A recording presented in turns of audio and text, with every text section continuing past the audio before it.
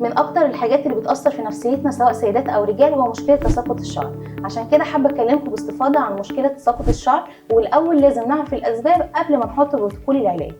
اول حاجه المشكله ممكن تكون نقص الفيتامينز زي فيتامين د، ممكن يكون في مشكله في نقص الحديد او الزنك.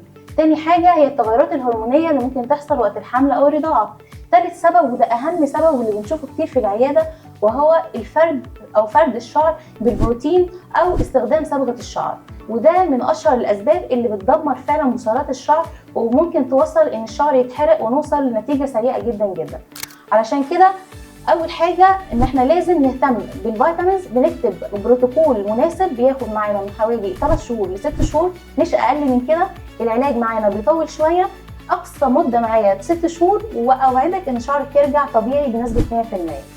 طبعا الناس اللي بتكون عامله برضه عمليات تكميم وتنزل في الوزن بطريقه سريعه جدا، ده بيأثر على شعرنا، ومع العلاج والفيتامينز اللي بنكتبها ومكملات الغذاء بنوصل برضه نتيجه كويسه.